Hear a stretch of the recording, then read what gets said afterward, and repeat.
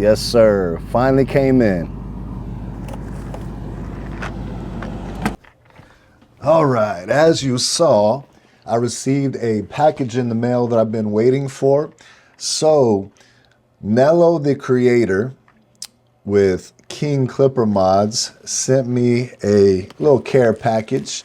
And I've been waiting on this because what he sent me is actually the adapter that you can put on a JRL clipper and put a master blade on there. So, you know, I like those master blades, and I also like the JRL clippers because they're some of the most well-built clippers out there. I mean, the battery time lasts, and if you're gonna put a master blade on it, it already has that longer extension, you know, so you can open it up further. I think it's just a good combination, and I'm excited to try it out. So let's see what's in this package real quick.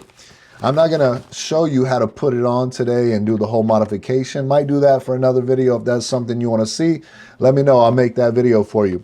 However, we're just gonna see what we got. Okay, so we got a couple of these King Zero magnetic guards. These are awesome. That's what's up. All right. So we got the adapter for the JRLs with the master, for the master blade.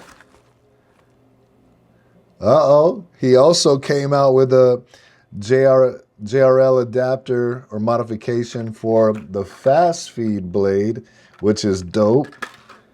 Let's see what else we got in here. And he sent me a fast feed ceramic blade to go with it. That's what's up. Hey, Nello, bro, I appreciate you, man. Thank you for sending this package. And then we got some extra little adapters in here. So that's awesome, man. So I'm excited to check it out. So if you want to see what they'll do, go ahead and tune into this video, and we're going to put these things to work. Let's go. Yeah, come on. They try, but they can't get rid of me. I keep on coming with energy. I keep on bringing that energy. Energy, energy, energy. I feel on top of the top. I think outside of the box. I won't fall into that box. Energy, energy, energy. All right, let's go ahead and see how these bad boys work. We're gonna go ahead and just jump into this haircut with a clipper over comb.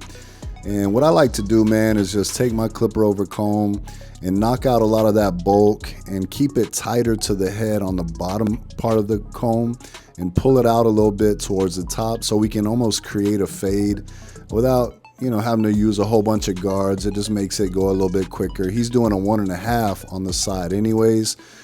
So, you know, I just want to be mindful that I'm not getting it closer than a 1.5 with the comb. You know, but now we're going to go ahead and take that 1.5 open, and we're just going to flick into that weight that we cut down just a moment ago, you know. So I'll come back in a little bit later, maybe hit it with some shears and take some more of that bulk off the top, but definitely makes it a whole lot easier to fade into this thing when you do the clipper over comb first. As you can see, they had no problem cutting through the hair.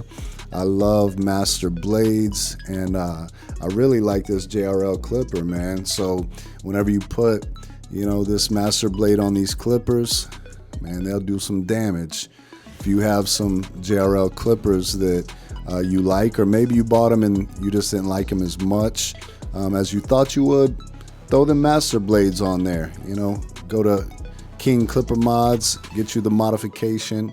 You know, I have this one and I have another one. So this one I have just a regular taper blade on there, and the other one I have the fade blade, so that way I can switch between the two and just keep them on the same base and keep them charging. You know, it's all good. So anyways, I went ahead and threw on an open one because he likes to do an open one on his beard. So I just wanted to go ahead and do the open one in that bottom area and behind the ear there, just to kind of clean it up. And I'm just kind of flicking into that 1.5 guard that we did just a moment ago. With that 1.5, I started with it open, flicking into the haircut that we did with the clipper over comb. And then I closed the 1.5 blade towards the bottom. So there again, I did the one blade open just there at the bottom over the ears, and we're just gonna go right into the beard with it.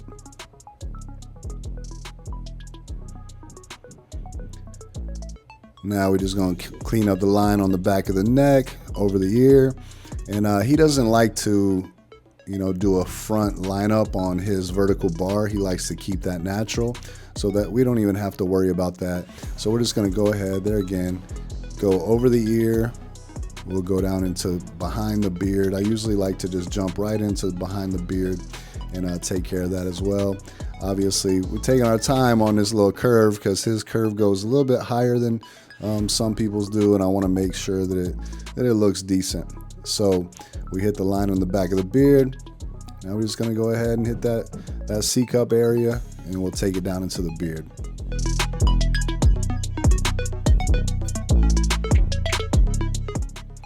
All right, so this is where I do a lot of my detail work, and you'll see me do this all the way around the head. If I don't actually show you me doing it behind the, all the way around the head, you know that I do it all around the head. This is something I do. I just kind of look in there and I'm looking for any little dark spots, and I just tap at them dark spots with the tip of my shear while I'm, combing it up. Same thing in the back. We're just going to go ahead and knock down some of that bulk. I like to make sure that we keep the shape as nice as possible. Don't want to take it too high, and cut into his crown. However, he does have some lumps in the back of his head there, which can cause some shadows. So I'm real gentle with how I'm shaping this up, trying to keep that weight a little bit, lower than the bumps, or the lumps rather. And most people do have, the more defined lumps where the occipital bone is and a little bit above. But I'll come in with that 1.5 open again, just kind of flicking into that. And, we'll fade that down like we did on the sides. And then I'll come in with the shears and knock out some of those dark spots that'll be in those dips that kind of throw that transition off.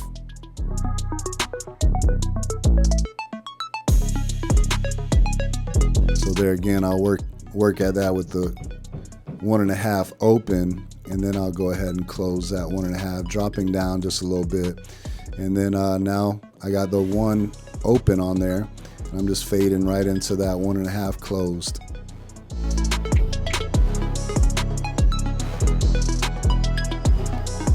As you can see, because of the different lumps, they cause little crevices that, cause the hair to almost cause shadows in there, which makes it look like darker patches. So that's why I like to get in there with sometimes a shorter guard like that, or with my shears, and just kind of tap around in those darker areas to try to blend those in better. Then we'll close that number 1. And then I'll just drop down with no guard closed and work my way up into that 1 closed. And if I need to use a 0, I will.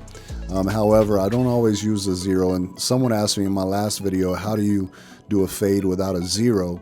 Well, zeros are a new thing, actually. They weren't around forever, so we just had to learn how to flick out a little bit more. However, I do like the 0. I love the 0 guards, and I probably will use it on this cut just a little bit. But a lot of times you'll see I'm kind of flicking out, and I have that blade open, which I started with it closed, made my guideline, then I moved up with it halfway open, and I flicked out a little bit, and now I have it all the way open, and I'm just flicking out, and a lot of that is flicking out, and you'll use the corners and things like that. And if you still can't get it out or get it to fully blend, grab that 0 guard and work at it like that. But them corners really help you fade from that open blade to that closed 1 without a 0 a lot of times.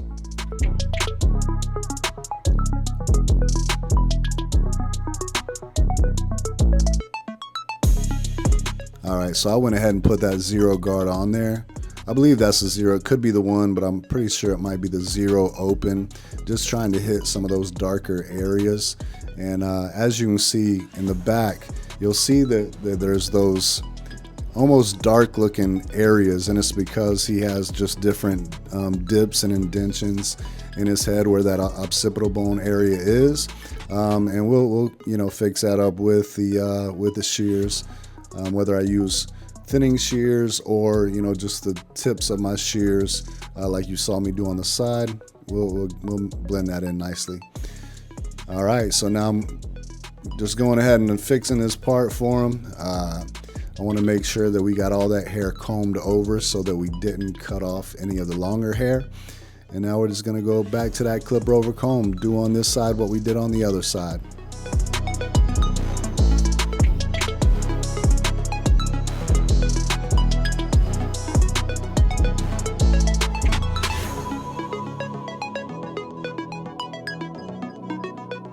Once again, I want to give a shout out to my man Nello the Creator. You can follow him on IG, and then you can also, you know, get his link to his website there. But Nello the Creator, so Nello N-E-L-O-D-A Creator, and yeah, just go ahead and see what he's got, man. He's always coming up with something cool, some kind of mod, you know, to add to the barber industry. So I just want to once again give him a shout out. Just for all his hard work and creativity that he's bringing to the barber industry. Once again, we just did our clipper over comb, you know, kind of made that fade happen. And now we'll go ahead and use that 1.5 open and then drop down a little bit, 1.5 closed. And then I'll use that 1 open just a little bit and on the bottom, you know, and around the ear. And we'll line it up real nice. I know there's a little hard ridge there in the back. We need to do something about that. So I'll probably come in with a clipper over comb or shear over comb and just kind of, you know, knock that off a little bit.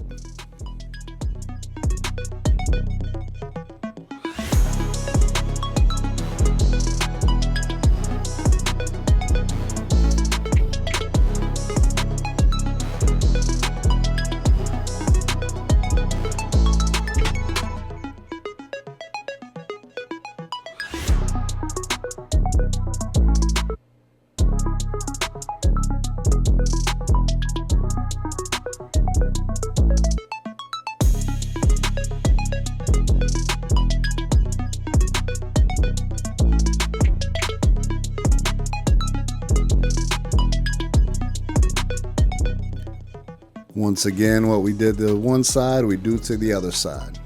All right, so now we're gonna go ahead and take some of this hair off the top. As you know, I've been using my clippers over finger for a long time. That's just the way I do it. I can use shears, I just choose not to. I do sometimes, but anyways, so I just go ahead and grab that middle section and I work my way back. Just keep grabbing a section at a time. And then I'll, you know, move over like I did and just kind of cut right into what we've cut in that middle section. Now I curve my fingers and just with the shape of the head and tie, you know, just that side into the sections that we've already cut already. And then I'll do the same thing on the side where the part's at.